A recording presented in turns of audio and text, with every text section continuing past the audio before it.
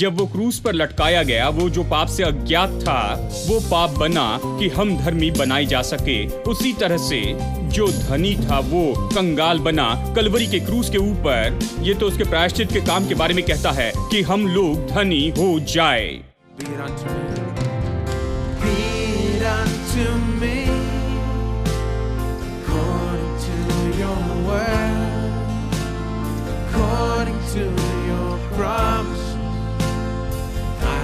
Stand secure, carve upon my heart, truth that sets me free. According to your word, oh Lord, be it unto me. You promise your blood will deliver.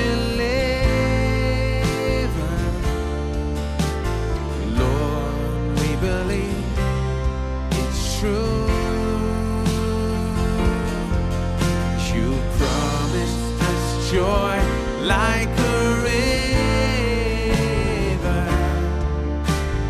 Lord, we receive it from you. These things you have spoken and you're bringing to pass. This world's disappearing, but your word will last. So be it unto me, according to your word, according to your promise. I can stand secure, carve upon my heart, truth sets me free. According to your word, oh Lord, unto me. You promise to carry our sorrows. Lord, we believe it's true. You promise unending tomorrows. Lord, we receive them from you. You'll be our provider. In your word it's revealed. By the stripes that you bore, Lord, we have been healed. So be it unto me, according to your word, according to your promises. I can stand secure, carve upon my heart, truth sets me free. According to your word, oh Lord, be it unto you. Promise to carry our sorrows. You promise to carry our sorrows. Lord, we believe it's true. We believe you promised unending tomorrows. Lord, we receive them from you. You'll be our provider. In your word it's revealed. By the stripes that you bore, Lord, we have been healed. So be it unto me, according to your word, according to your promises. I can stand secure, carve upon my heart, truth that sets me free.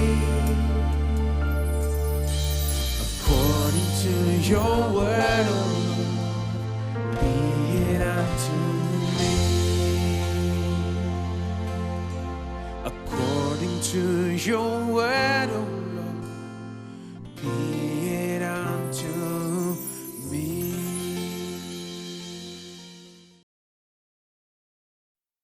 इसे सुनिए। अंधकार था, बेडोल और सुनसान थी, किसी तरह की गड़बड़ी थी, वहां पर अंधकार था। पानी ने पृथ्वी को भर दिया और परमेश्वर का आत्मा मंडरा रहा था।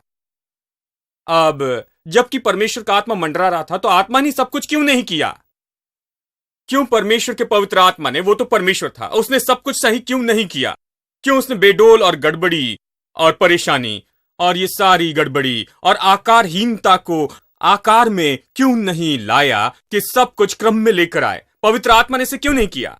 पवित्र आत्मा कुछ नहीं कर सकता जब तक कि वचन न कहा जाए। मैं चाहता हूं कि आप इसे देखें। अगले वचन में हम पढ़ते हैं, तब परमेश्वर ने कहा। सब लोग कहते तब परमेश्वर ने कहा। देखिए, पवित्र आत्मा पहले से गहरे जल पर मंडरा रहा था। तब परमेश्वर ने कहा कि उजियाला हो या ज्योति हो, और ज्योति हो गई। देखिए, प्रभु को वचन कहना पड़ा, तब ही पवित्र आत्मा अपना काम करता है। परमेश्वर के वचन बोले बिना पवित्र आत्मा अपना काम नहीं कर सकता। इसलिए देखिए, हम पेंटिकॉस्टल पृष्ठभूमि से हैं और मुझे कुछ समझाना है, क्योंकि पुराने दिनों में पवित्र आत्मा के बारे में मैं जानता था, क्योंकि हम हमेशा पवित्र आत्मा कहते थे, पवित्र आत्मा ही कहते थे, लेकिन हमने इसको एक साथ नहीं रखा। देखिए, पवित्र आत्मा एक अलग व्यक्ति है और हम पवित्र आत्मा के बारे में उत्साहित हुए, हम चिल्लाते थे। पवित्र आत्मा के बारे में मुख्य बात मैं समझता हूं कि अगर पवित्र आत्मा है तो आपकी सभाओं में चिल्लाना होगा, वहां कुछ सामर्थ की बात होगी, कुछ चंगाई होगी, दुष्ट आत्माएं निकलेगी और बहुत कुछ होगा। यानी पवित्र आत्मा का अर्थ होता कि किसी तरह की सामर्थ होगी, उपस्थिति होगी और सच में चंगाई होगी, दुष्ट आत्माएं निकलेगी और ये सब होगा। पवित्र आत्मा के बारे में इतना ही जानता था, लेकिन मैं इस बात को नहीं समझ पाया कि पवित्र आत्मा कैसे काम करता है। इसलिए मैं विश्वास करता हूं कि हम पेंटिकॉस्टल लोग पवित्र आत्मा से वो नहीं करवा सकते हैं जो हम चाहते हैं कि पवित्र आत्मा करे, क्योंकि पवित्र आत्मा राह देखता है कि वचन कहां जाए। पवित्र आत्मा कुछ नहीं कर सकता जब तक कि वचन न कहा जाए। जब तक कि परमेश्वर ने नहीं कहा ज्योति हो, तब तक पवित्र आत्मा बस तो वहां पर मंडरा रहा था, कुछ नहीं हुआ। अंधकार छाया हुआ था, इस पृथ्वी पर पानी भरा हुआ था, ये बेडोल और सुनसान और वीरान थी, कुछ नहीं बदला। हालांकि पवित्र आत्मा काम कर रहा था, कुछ नहीं बदला जब तक किसी ने अंधकार को देखा। स्वर्ग के परमेश्वर ने अंधकार को देखा और कहा ज्योति हो। हेलो। अब किसी की बत्ती जली। धीरे से आती है, प्रभु का धन्यवाद की आती। जब तक कि वचन न कहा जाए कुछ नहीं हो सकता। परमेश्वर उन लोगों के जीवन में महान काम क्यों नहीं कर सकता जिनके जीवन में पवित्र आत्मा है, जिनमें पवित्र आत्मा की सामर्थ है? क्योंकि वो तो बस पानी के बीच में, अंधकार के बीच खड़े होकर ये कहते हैं, देखिए ब्रदर, जीवन इतना मुश्किल है ब्रदर, मैं पिछले 25 साल से इस परेशानी से जा रहा हूं और केवल प्रभु जानता है कि ये कितना मुश्किल है। केवल प्रभु जानता है मैं कितनी बड़ी मुश्किल में हूं। आप उन्हें इस साल ये कहते सुनते हैं, अगले साल भी वो यही कहेंगे। देखिए, इसमें कुछ नया नहीं है। मैं सोचता हूं कि कुछ विश्वासियों के लिए उनका मुंह अब तक दर्द देना चाहिए। उन्होंने इसे पहले हजारों बार कहा है, अब वो इसे कहना बंद करके कुछ नया क्यों नहीं कहते हैं? वो तो केवल यही कहते हैं, जैसे मानो प्रभु ने कहा कि अंधकार है, सब बेडोल है, सुनसान है, गड़बड़ी है, परेशानी है, शैतान ने सब बर्बाद कर दिया। जानते हैं ये कितनी गड़बड़ी है और मुश्किल है। अगर परमेश्वर ये कहता तो पवित्र आत्मा फिर भी काम करता और कुछ नहीं होता। देखिए, पवित्र आत्मा मंडराता है, पवित्र आत्मा हमारे लिए चल रहा है, पवित्र आत्मा हमारे लिए चल रहा है। वो तैयार है कि वो शब्द ले जो हमारे मुंह से बाहर आते हैं, उन शब्दों को और उस शब्द के पदार्थ को ले और उस शब्द में जो विश्वास है उसे ले और उस विश्वास के पदार्थ से आप जो भी बनाना चाहते हैं उसे बना दे। हेलो। अगर बिल्डर आए हैं तो उन्हें काम करने के लिए मटेरियल देना होगा। अगर आप बिल्डर को बुलाए और उसे ट्रक भर के मटेरियल नहीं दे तो कुछ नहीं होगा। वो वहां खड़ा है और कुछ भी नहीं हुआ, यहां तक कि ड्राइंग भी नहीं आई है। आप कहते बनाइए बनाइए, वो कहता क्या बनाऊं। आप कहते मेरे पास घर नहीं है, कहेगा कौन सा घर, चित्र कहां है। ओ मेरे सिर पर छत नहीं है, कौन सी छत, आज रहने के लिए मेरे पास जगह नहीं है। मैं इसके बारे में क्या कर सकता हूं। आपने उन्हें चित्र नहीं दिया, आपने उन्हें बनाने के लिए ईंटें नहीं दी है और सीमेंट भी और सारी चीजें जो उन्हें चाहिए। आपने उन्हें वो विचार भी नहीं बताया कि आप क्या बनाना चाहते हैं। देखिए, ये मानो इस तरह से है जैसा कोई आदमी रेस्टोरेंट में जाता है, वो इतना भूखा है कि वहां बैठ गया और जब वेटर ने आकर कहा आपको क्या चाहिए सर, उसने कहा तुम्हें पता है मैं कितना भूखा हूं, मैंने 100 दिनों से कुछ नहीं खाया।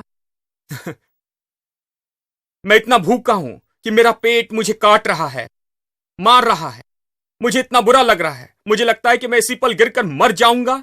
मैं आपको बताऊं, अगर वो बस यही कहते रहा तो वो जरूर गिरकर मर जाएगा, बस कुछ ही समय में। क्योंकि इस तरह कहने से कुछ नहीं होता। वेटर आते हैं, हमारे देश में वेटर आकर कहते हैं हमारे पास में डोसा, इडली, पूरी, खिचड़ी, वड़ा है, आपको क्या चाहिए। बस उन्हें बताए मुझे एक वड़ा चाहिए, 2 इडली और एक पूरी, जल्दी लाओ। हेलो। हम में से कोई भी रेस्टोरेंट में जाकर हम कितने भूखे ये नहीं कहेंगे, और हमने कैसे नहीं खाया और पेट अंदर में काट रहा है और इसे भोजन की कितनी जरूरत है कि अगर हम न खाएं तो गिरकर मर जाएंगे। हम में से कोई ऐसा नहीं कहेगा। लेकिन कुछ भी हो, जब हम चर्च में आते हैं तो अलग व्यक्ति होते हैं।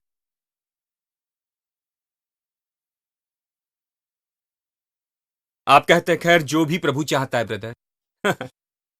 आज दोपहर रेस्टोरेंट में जाकर इसकी कोशिश कीजिए। आप वेटर से कहें आप जो भी चाहें। देखिए, केवल जब पूरी कहते हैं तो वो जाकर कुक से कहता है, तब वो पूरी लेकर तेल में तलते हैं, तब आप अच्छी आवाज सुनते हैं कि वो बन रही है, तैयार हो रही है, फिर वो उसे प्लेट में रख कर लाते हैं। ये शब्दों से शुरू हुआ था, आपने पूरी की आज्ञा दी थी। आमेन। शब्दों से क्रिया शुरू की थी। इसी तरह ऑर्डर करते हैं, आपको बताना होगा क्या चाहिए। कुक राह देख रहा है, वेटर राह देख रहा है, सारा रेस्टोरेंट राह देख रहा है। उनके पास आलू है, उनके पास मिर्ची है, प्याज है, उनके पास सारा मसाला है, सब तैयार है। और कहते हैं, वो आपके मुंह से निकलने वाले शब्द की राह देख रहे हैं कि कहे पूरी। क्या यह बहुत मुश्किल है। पूरी आ जाए। और पूरी आ जाएगी। अगर आप नहीं कहते कि पूरी हो जाए तो कुक खड़े रहकर राह देखते हैं। वो अच्छी पूरी बनाने वाला है लेकिन फायदा नहीं।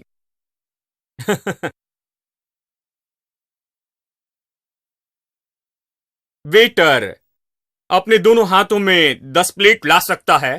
वो बड़ा शोमैन है, बहुत कुछ कर सकता है, लेकिन वो राह देख रहा है, उठाने के लिए कुछ नहीं, इसलिए राह देख रहा है। सब राह देखते हैं, किचन राह देख रहा है, वो किसी की राह देख रहे हैं, शब्दों की राह। देखिए, परमेश्वर को वचन कहना पड़ा इसके पहले कि पवित्र आत्मा वचन ले, उस वचन को लेकर उसके द्वारा कुछ और बनाए। मैं विश्वास करता हूं कि हम इसे नहीं समझ पाए। पवित्र आत्मा और वचन को हम एक साथ नहीं रख पाए। हमने पवित्र आत्मा लिया और पवित्र आत्मा अच्छा है। किसने कहा पवित्र आत्मा बुरा है? नहीं, पवित्र आत्मा अच्छा है, लेकिन वचन को बाहर रख दिया, इसलिए पवित्र आत्मा कुछ नहीं कर सकता। इसलिए हम आकर बस चिल्लाते और शोर करते और मजा करते और देखिए कुछ होता है, लेकिन फिर हमारे खुद के जीवन में कुछ भी निर्माण होने वाला नहीं होता है, क्योंकि दिनों दिन प्रतिदिन हम वचन नहीं पाते हैं और वचन नहीं लेते, वचन नहीं देते, और उस वचन के पदार्थ को और उस वचन के अंदर के विश्वास को पवित्र आत्मा को नहीं देते कि जीवन में कुछ करें और हमारे जीवन को सकारात्मक रूप में बनाएं। हमारे पास जो है उससे कुछ नहीं बना सकते। हेलो हेलो,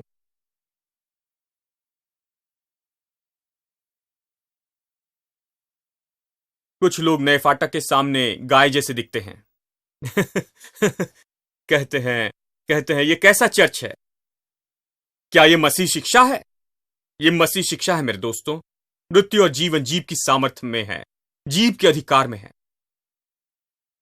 सारा स्वर्ग राह देख रहा है, सारा स्वर्ग आपकी ओर से है। पवित्र आत्मा आपकी राह देख रहा है, प्रभु की सारी सामर्थ्य और योग्यता राह देख रही है। लेकिन जो लोग कह रहे हैं वो तो बस बकवास है, मैं कहूंगा। वो अपना मुंह खोलकर केवल अपनी समस्या बताते हैं और असफलता बताते हैं, केवल वही चीज जो कुछ उत्पन्न नहीं कर सकती है।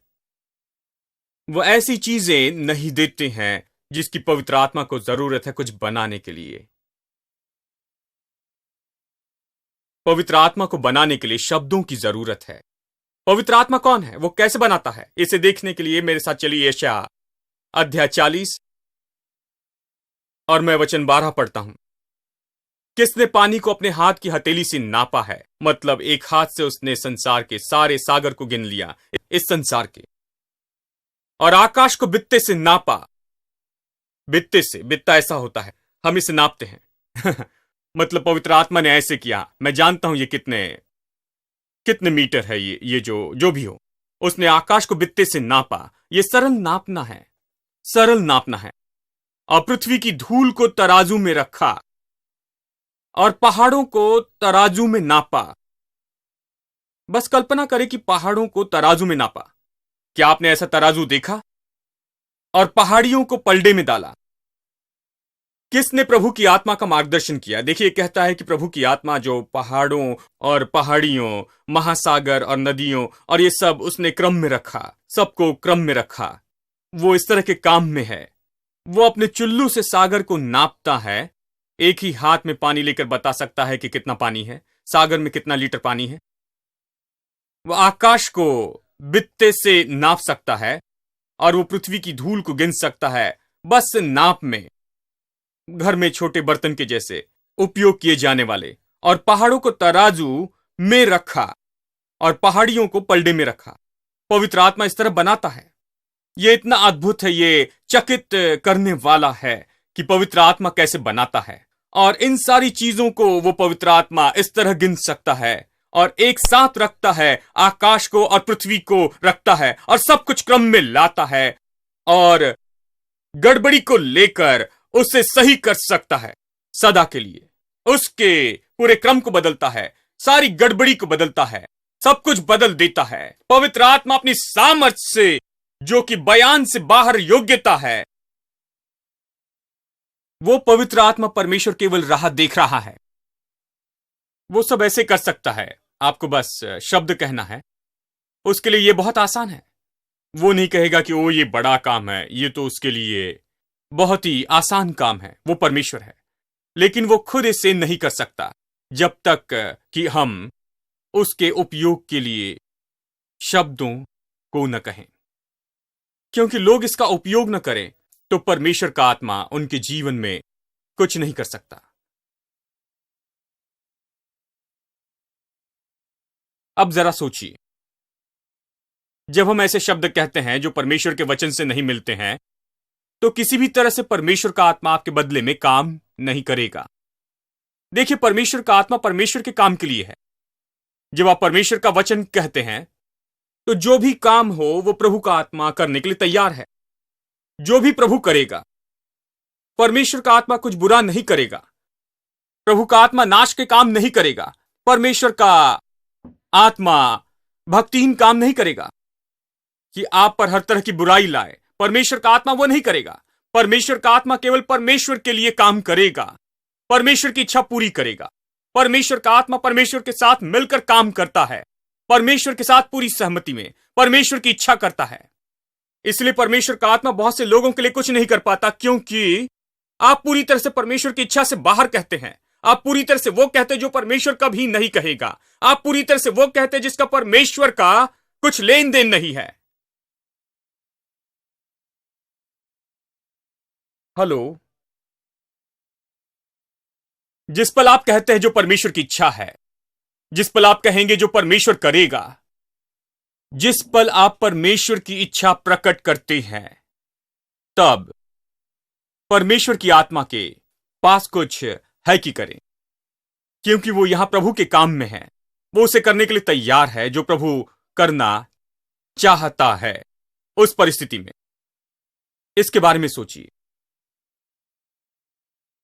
इसलिए बाइबल इस तरह कहती है, विश्वास का वचन तुम्हारे पास है, यहां तक तुम्हारे मुंह में। वह आपके पास है, आपके मुंह में और आपके दिल में। यह विश्वास है जिसका प्रचार करते हैं। इसलिए महत्वपूर्ण है, हम जो प्रचार करते हैं यह महत्वपूर्ण है। वह आपके निकट है। इसके कहने का अर्थ है, सुनो, यह यही है, तुम्हारे पास यहीं पर जवाब है।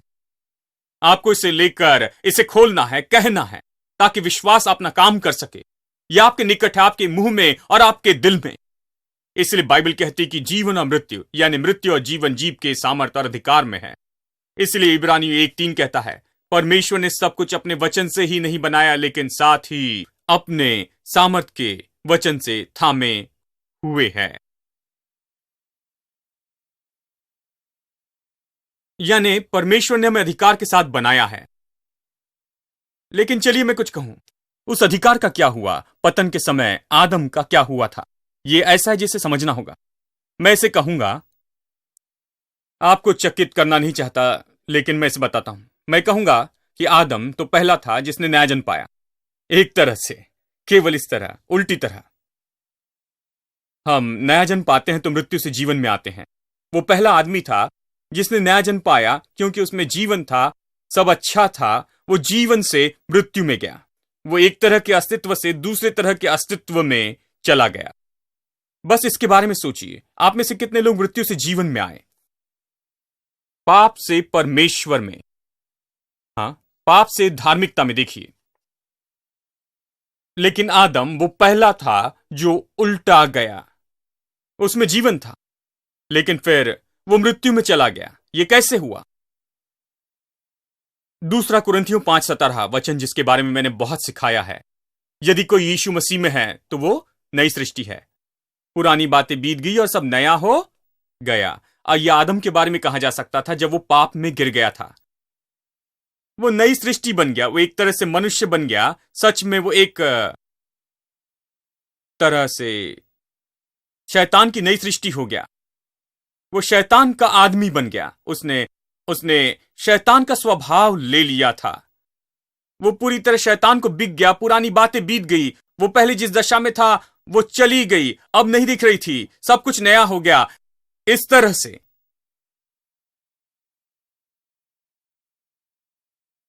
वो इस स्तर पर कैसे आया? वो इस तरह की बात में कैसे आया? देखिए, आप जरा सोचिए, जब वो उसके पाप के पहले वो कैसे था, जरा सोचिए। बाइबल कहती है परमेश्वर ने हर तरह के जानवर बनाए और उसने उनके नाम रखने थे। और सारे जानवर का नाम रखना बड़ा काम है। लेकिन अगर आपको सारे जानवर का नाम देना है तो पहले उन्हें जमा करना है। क्या आप कल्पना कर सकते कि आदम जाता है और गाय को लाता है, हर कुत्ते को, हर छोटे जानवर को? लेकिन बाइबल कहती है कि परमेश्वर ने उन्हें उसके पास लाया। देखिए, परमेश्वर हमेशा उसके लिए काम कर रहा था। परमेश्वर की कृपा उस पर थी, उसके लिए सब कर रहा था। जीवन इतना मुश्किल नहीं था। परमेश्वर ने जीवन बनाया। परमेश्वर ने उन जानवरों को लाया जिसका नाम रखना था। इन दिनों में लोगों को एक बच्चे का नाम रखना मुश्किल होता है। मैंने देखा एक आदमी ने 4 किताबें खरीदी क्योंकि उसकी पत्नी को बच्चा होने वाला था। उसने कहा, ये क्या? उसने कहा, नाम रखना है। मैंने कहा, एक नाम भी याद नहीं तुम्हें? उन्होंने कहा, मैं यही ढूंढ रहा हूं। साथ में इंटरनेट पर हजारों नाम है। वो कहते हैं एक नाम में इतनी मुश्किलें होती है। मनुष्य का मन प्रभु से इतना दूर चला गया कि हम सीधा नहीं सोच सकते हैं, एक नाम भी सोच नहीं सकते हैं। अब आदम ने इन सारे जानवरों को नाम रखा, हजारों हजारों का नाम रखा। उसने नाम कैसे रखा मैं आपको बताऊं। प्रभु उसका सहायक था। वो अकेला जीवन नहीं जी रहा था। वो बड़े काम करके पसीना बहा नहीं रहा था। मेरे प्रभु, मुझे इतना नाम रखना है, क्या किसी को नाम पता है? मुझे पता नहीं, मैं इसे कैसे करूंगा, बड़ा काम है। नहीं, वो केवल प्रभु के साथ चल रहा था। बाइबल कहती है दिन के ठंडे समय परमेश्वर आकर उसके साथ चलता था, उससे बातें करता, वो प्रभु की संगति में रहता था। और मैं कल्पना करता हूं कि प्रभु ने उसे बताया होगा कि उसे क्या नाम देना चाहिए। प्रभु ने उसे बताया क्या करे, इसलिए सारा काम बहुत आसान था। हम विश्वास करते कड़ी मेहनत पर कि हम काम करते करते अपनी तंदुरुस्ती खो देते हैं, हम कड़ी मेहनत पर विश्वास करते हैं और हम आसानी से काम पर विश्वास नहीं करते। अगर आप प्रभु के साथ संगति करें मेरे दोस्तों, तो आप पाएंगे कि यह काम जो आपने सोचा उससे बहुत ही आसान हो गया है।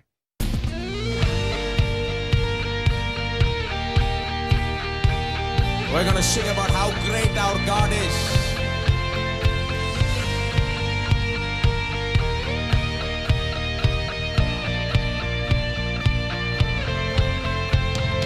Water you turn into wine, open the eyes of the blind. There's no one like you, none like you. Into the darkness you shine, and out of the ashes we rise. There's no one like you, none like you. Our God is greater, our God is stronger. God, you are higher than any other. Our God is healer, awesome in power. Our God is greater, our God is greater, our God is stronger. God, you are higher than any other. Our God is healer, awesome in power. Our God, our God. Oh, praise Him. Give Him all the praise in this place.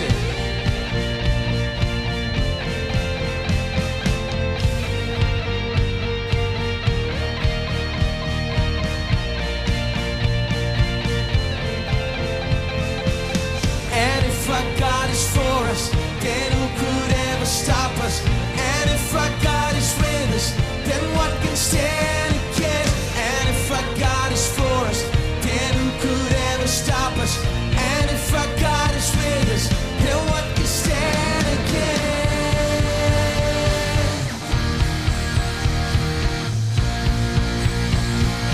Then what can stand against?